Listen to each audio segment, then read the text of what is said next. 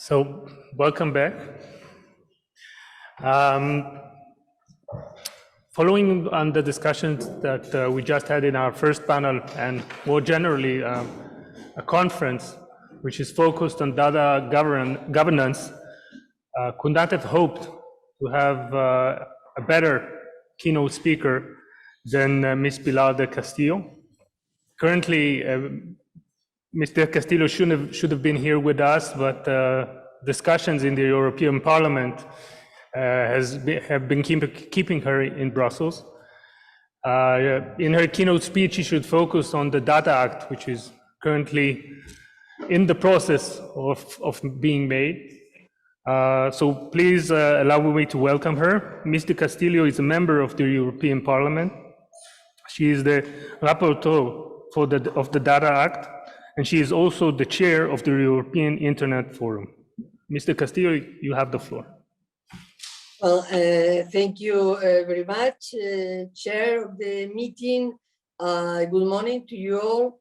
I would like to thank the OECD and the Center for Digital Society to give to invite me indeed to give this keynote speech on specifically on Data Act, which, as you know, is in the very last phase of its legislative procedure. Do you know how much I would like to be in Florence today instead of continuing in Brussels? But it was impossible. We are at the very last minutes almost of the getting a final political agreement. I will next week on the 27th, but we are polishing a number of things that we had to previously regarding this regulation. Well, allow me to start with something which is obvious. It's an obvious statement, but I want to start with this, that it is that primary data is the primary resource of digital technologies. Indeed, the development of clouds, big data, AI or quantum are inextricably linked to the availability of data. And in order for these technologies to develop more and more, they need more and more data. So it's impossible to train and retrain all this technology without having more and more data. And on the other hand, with the development of IoT, the increase of data, as you know, will be exponential. By 2030, the global value of IoT services could reach, according to different forecasts, up to 11 trillion euros. And we know as well from the Commission that 80% of industrial data are underused. In this context, the Data Act has the potential to be an absolute game changer if it can create a data agile ecosystem that enables easy access to an amount almost infinite of industrial data. This is of paramount importance for the EU's competitiveness at a time where data will mainly come from connected things. And we have not to forget that anything that can be connected will be connected. In other words, data, and especially industrial data, is a growing competitive asset for Europe, more specifically for the European industry, an asset that must be optimized. We have not to forget that Europe still has an outstanding competitive position in manufacturing.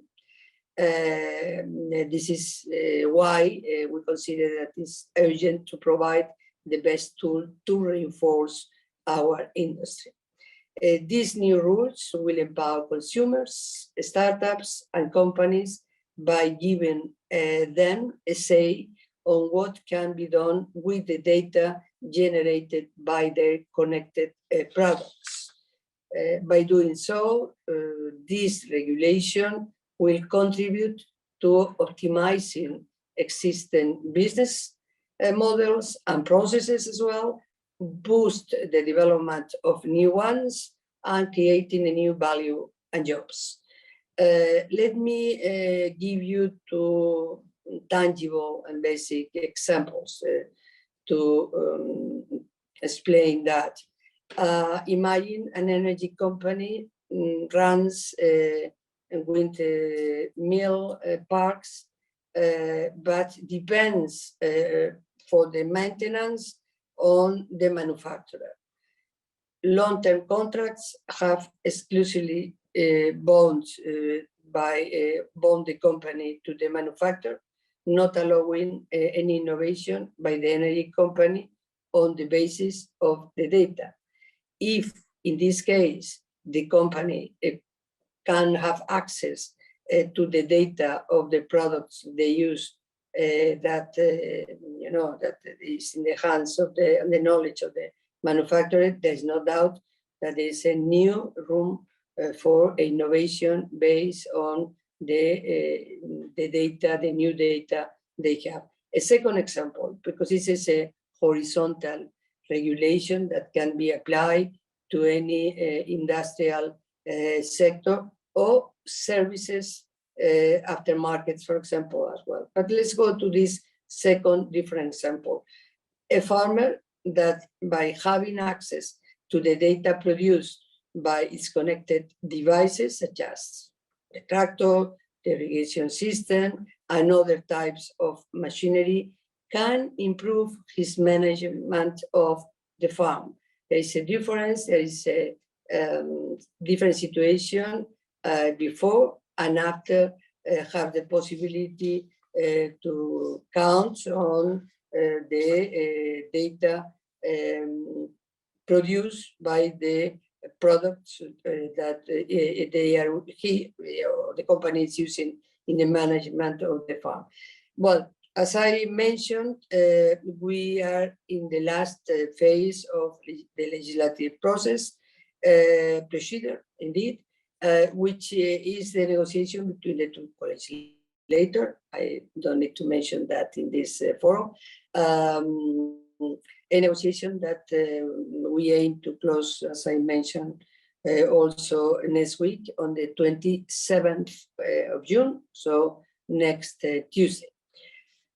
For this reason, it's difficult to anticipate what is the final agreement, how the final agreement will be. As we say in the EU jargon that many of you, I'm sure, know, nothing is agreed until everything is agreed. So we, of course, has been agreeing many things, but still there's a number of topics considered more political in terms of the decision that goes to the final meeting that traditionally it lasts until very late, after many hours of negotiation. Well, that will be next Tuesday. What I can, however, stress is some of the most important elements of Parliament proposal that we would like to see reflected in the final legislative text, and I think we are in the way to see it. Let's see then. The principle is that the user should have access to the data produced by its connected device or related services and be able to share it. Departing from this principle, Parliament has, among other issues, ensured further certainty to companies as what data, what kind of data has to be shared. Regarding this, in scope will be always raw data made readable in order to avoid the lack of usability or misinterpretation. You have only the raw data that create huge problems in order to make it available because hardly you can read it. So that's the condition.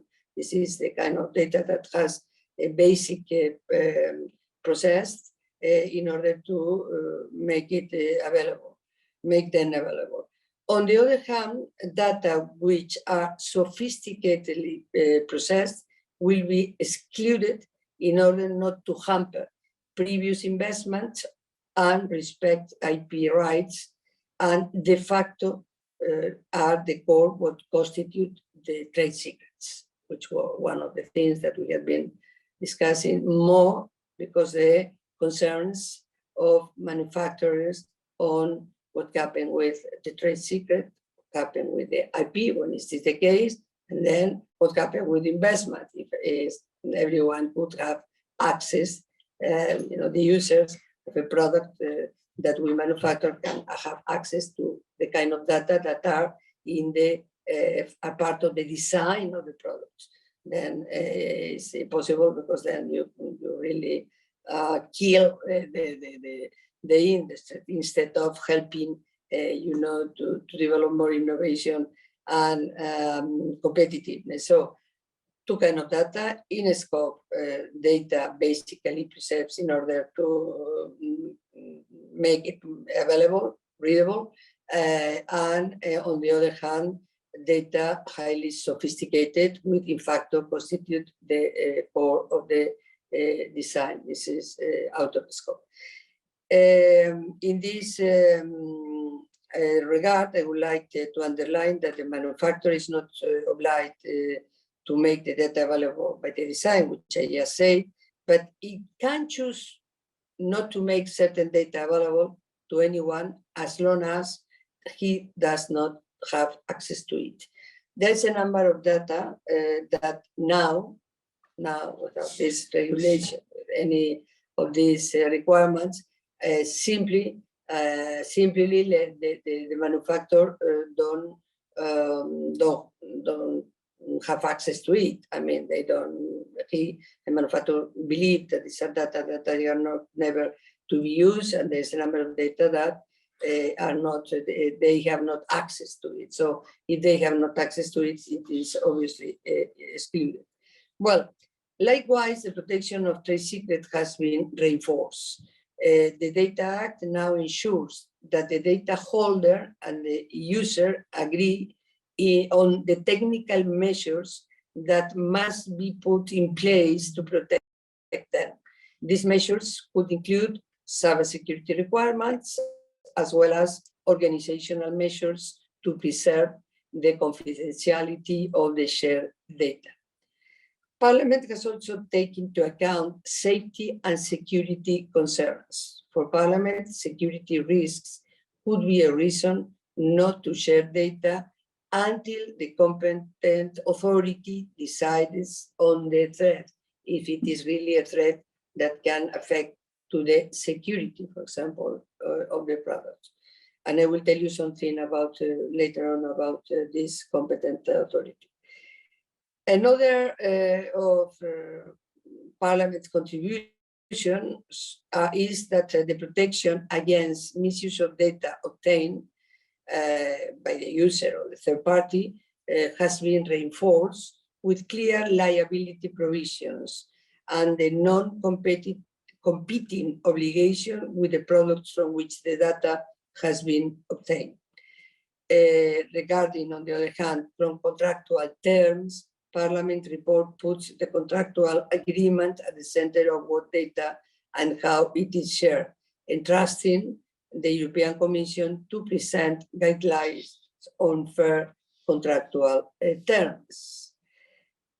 As for the protection of smaller players and startups, this was an important point, Parliament has excluded small and micro enterprises from the scope of the obligation of the regulation and provide, on the other hand, medium-sized enterprises with a very favorable compensation regime when a data holder shares data with an SME following the request of the user. It can only charge them the actual cost for providing this data. And now a different kind of sharing data, which is included in chapter 5, doesn't matter the chapter, but I have mentioned chapter 5. In this case, this regulation established the obligation to share data with public authorities under exceptional circumstances. I can tell you that this part of the regulation has been matter of important, amount of debates because there were so many concerns from the business sector on the data they have to share with the governments.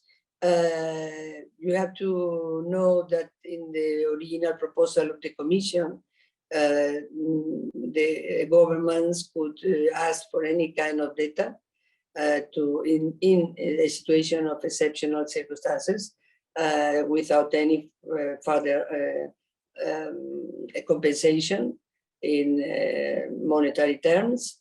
And the list of exceptional circumstances was open and huge. So that was really a situation that needed, more thinking. And we has finally get to manage this in a much more proportionate way. In this regulation, we have adopted, as I said, a very balanced approach. The obligation to share data will only be possible under two scenarios. The first one, when responding to a public emergency, which has been declared by national law. For example, in case of the pandemic, we have just left, I hope, very far away from us.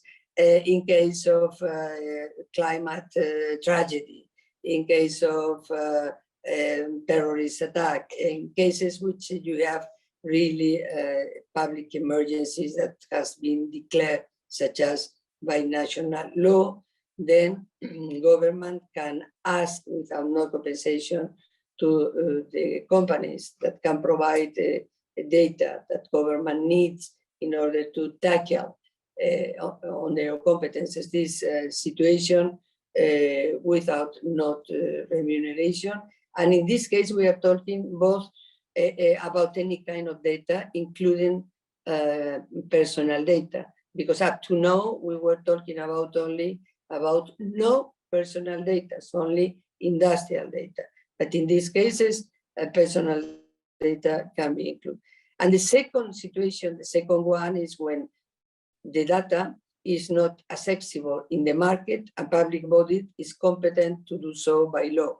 In this case, which are other exceptional circumstances different to this public emergency, in this case, micro and small enterprises are excluded and all other businesses should be fairly compensated. This means that the cost for making the data available to the government should be covered as well as a reasonable margin. In addition, provisions that strengthen the transparency and liability of public bodies when requesting data under exceptional needs has been introduced. More horizontally, coordination has been strengthened by streaming under a single authority the request of public sector bodies for data.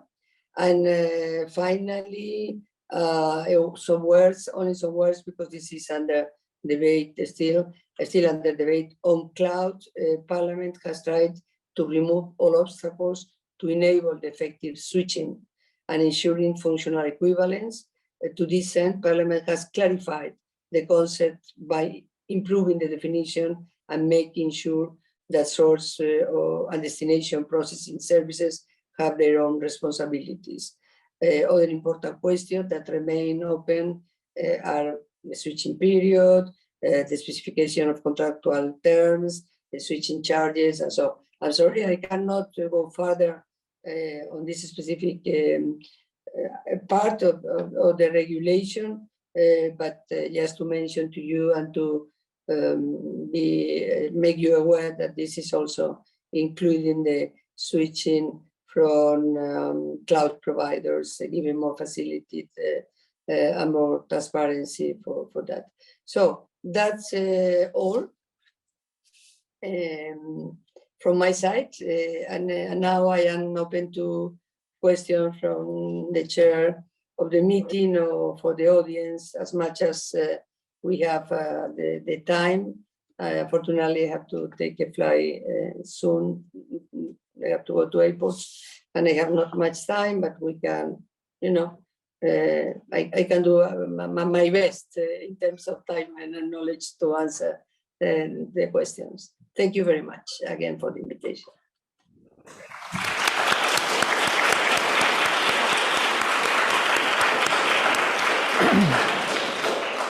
Well, thank you very much for these insightful remarks. I have a few questions, and then if time allows, we'll also open the floor. And I understand you have to leave at 12:15, so we'll try to be brief. Okay. So I would like to start. I would like to start by asking. The Data Act is a part of a new European strategy to data to ensure Europe's digital sovereignty by 2030. How do these regulations contribute to Europe's digital sovereignty, and how are the expected effects for consumers and for businesses? Well, I think it's implied in my intervention, but I will try to make it clearer in my answer. I was mentioning at the very beginning and even later on that the two key words in all this regulation is innovation and competitiveness.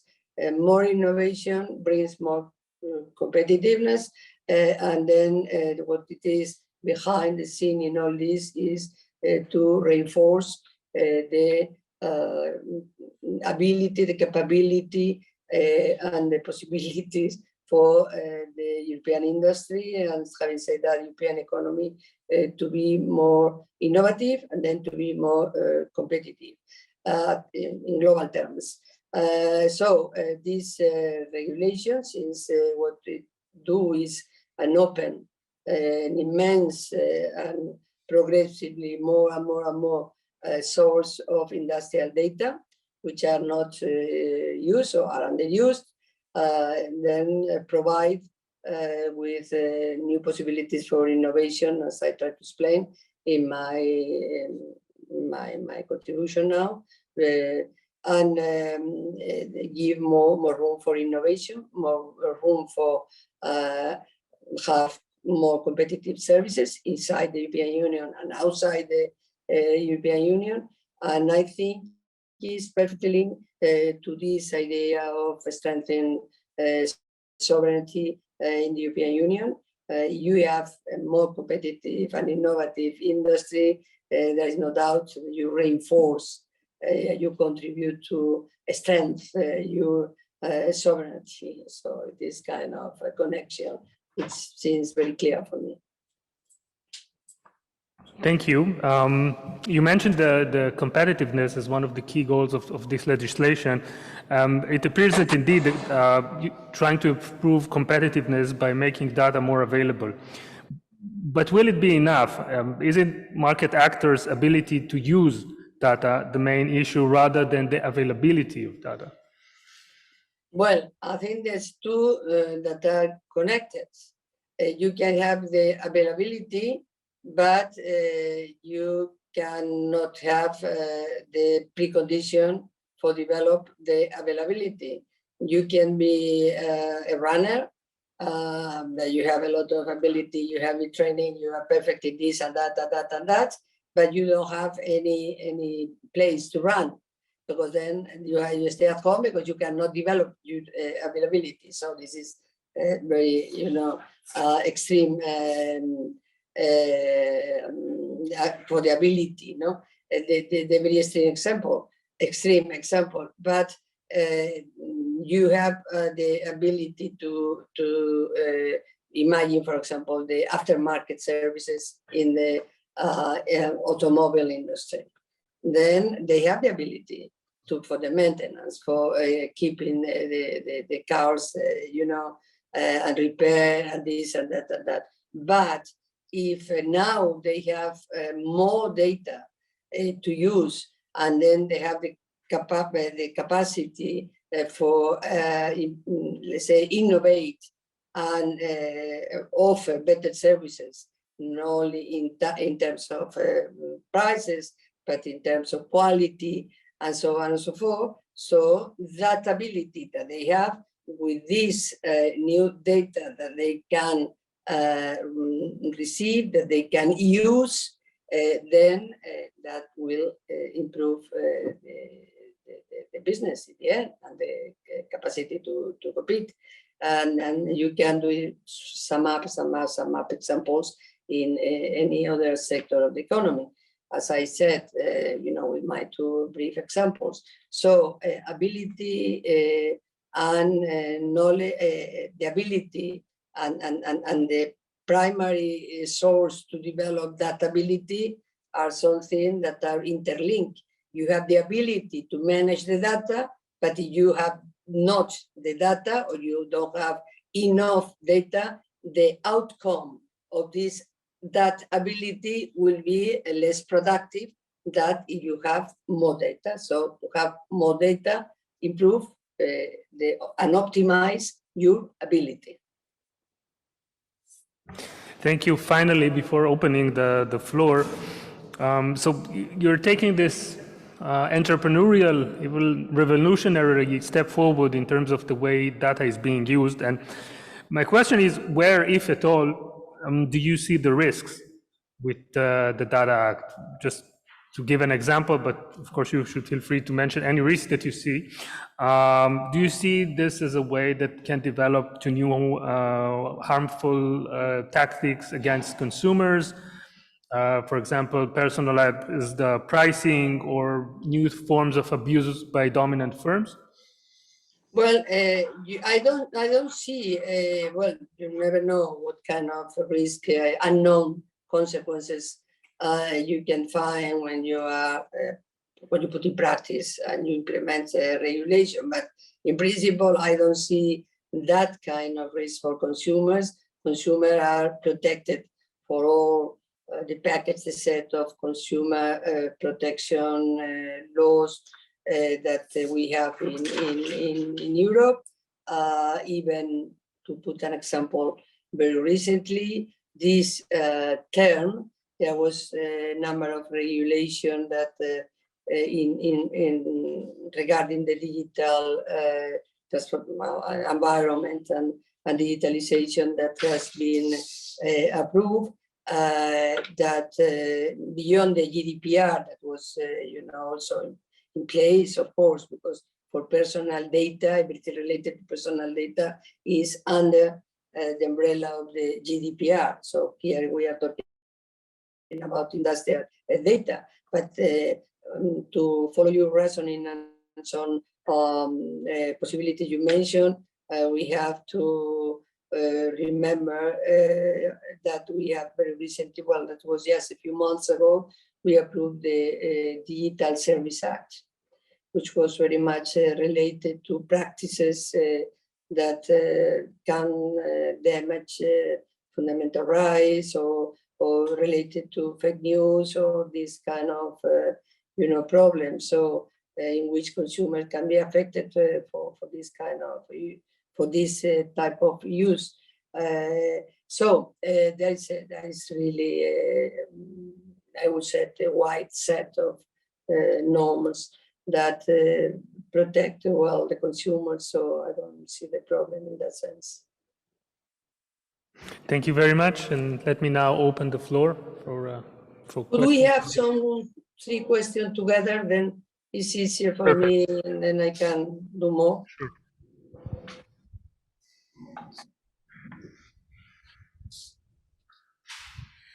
Well, now, good afternoon. I'm Begoña Otero from the Max Planck Institute from Munich. Thank you, Mrs. Castillo, Pilar, for this nice update. My question goes, it's a bit technical. So you talk about raw data and the fact that the obligation to share with users and so will be only to raw data. However, that's what you said. I mean, the problem is that, or how I see it, in the definition on the Article 2, the definition for data is very broad. Then we know recital 14 has been back and forth. There is where there is the reference to raw data, but also to pre-processed data. So if you, I know maybe it's still tricky, but if you could explain what is the current state of negotiations in that, because we know by experience that going to a recital, it can always be tricky and bring a lot of referral questions to the Court of Justice in the end. So just your position on that from the Parliament. Okay, take the second one and the third one, and then thank you very much for the question, and then I wait for the other two. Thank you, Madam. My name is Christian Ramsdorf from the OECD, and I have a question specifically to Chapter 5. There was a lot of expectations, in particular from the statistical community, that this chapter could be used to basically help inform the development of official statistics and also inform policy making.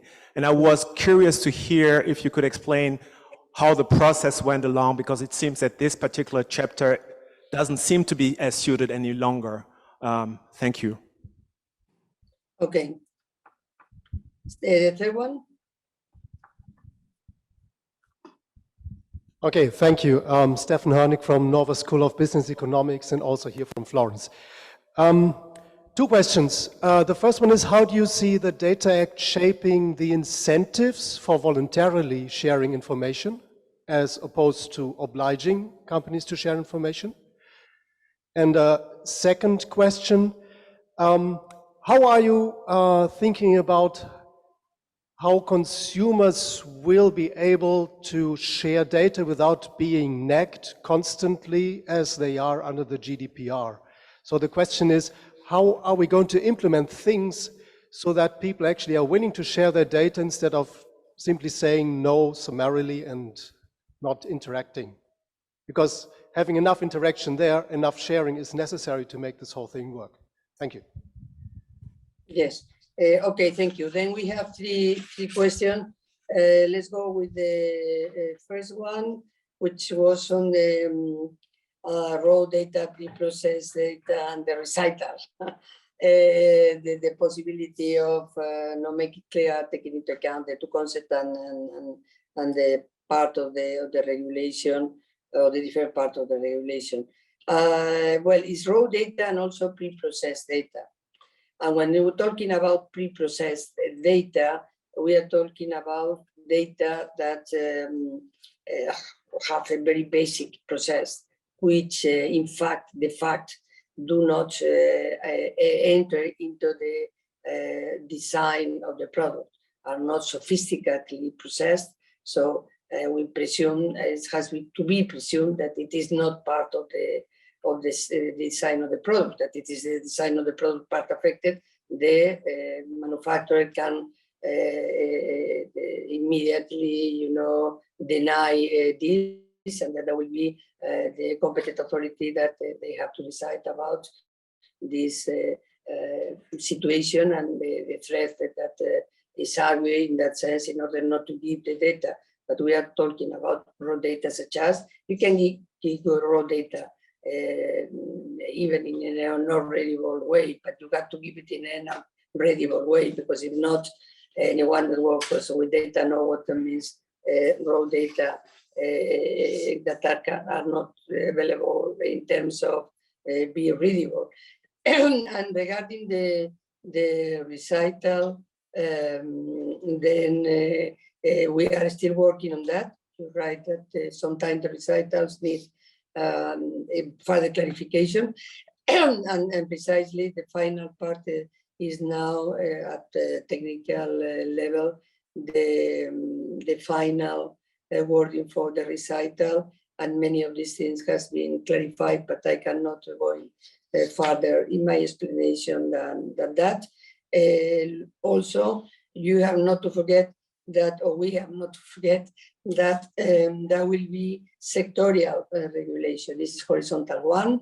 You cannot land in some sectorial sectors immediately from this horizontal regulation to some problems of specific sectors. I have to remind you that the health space and that's a sectorial regulation proposed by the Commission was quite recent. The Commission also announced one for the automobile sector, which is not, the case. They have not delivered. I hope they will under the months that we practically is months, a year that we have until the election, next European elections. But this also should be into account. But we are talking about raw data and pre-processed data. And pre-processed means that we are talking about the data, as I said, that are not de facto enter into the design of the data, which normally has a much more sophisticated way of processing the data. Then we have the statistic. I can tell you that it is that we have also agree that data can be used for the provision of official statistics. And when talking about the B2G chapter, the business to government relationship in sharing data that I mentioned. And so this was not previously in the proposal of the Commission, not even in my draft, not even in any of the amendments of the different political groups and MEPs, but through the debates with Council, we agree to introduce this for official statistics as well. And in terms of voluntary, no voluntary, and these kind of things, voluntary, I think I'm afraid that we need decades maybe in order to to make this possible. If indeed the examples on voluntary,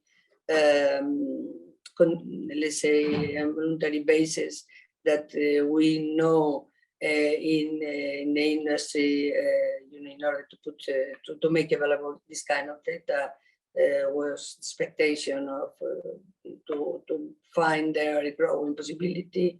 That was not the case for those that need this kind of data in order to improve innovation and be more competitive. All sector was really disappointed with how things were after a long time. And then, this proposal is precisely for accelerating. I mean, digital has to be accelerating. I mean, for Europe to be, for the European industry to be globally competitive and competitiveness be a real signal of the European economy and the industry in particular. This kind of things is it is a disruptive regulation. It is in some way a visionary regulation based on facts, based on analysis. It is not just an imagination or one night that you create these, proposals. It's something with a lot of thought and thinking inside. And I believe there's a great opportunity and will be in the hands of many, not only in the hands of the law. Law can be, regulation can be good, and in terms of implementation cannot be so good and could find another obstacle. I think it's important to periodically review how things are going on. So evaluation is crucial in my view. So next term is something that Commission, I think, should dedicate a lot to, the energy in terms of and timing and energy to implementation and evaluation. Maybe not so many new regulation, and the regulation in some aspect for sure will be needed. The areas are different. One area is more than another, but at the core of the let's say of the action in the Commission and also in Parliament should be the evaluation, and implementation, not only on the Data Act, but so many different things, regulation we have put in place in the digital area, in the energy area, in many others. So that's my view. So, okay, that's the 3 questions. I think it's time for that seems at this time. I want to check what is, yes, it's 12:14. I'm sorry, I cannot do more time there. We will not keep you anymore. I mean, we know that you're running late. Just wanted to thank you very much for taking the time to join us today, and safe travels. Well, thank you very much. I would like to, well, thank you very much. I would like to find the time, in the coming months or next year, to have the opportunity to be with you there and to debate all this with further, developments and with the new things that we can find in implementation of this regulation. There is, there will be a moment in which I'm sure we can meet physically and going on in a deeper manner on all this. Thank you again very, very much. Thank you. Bye.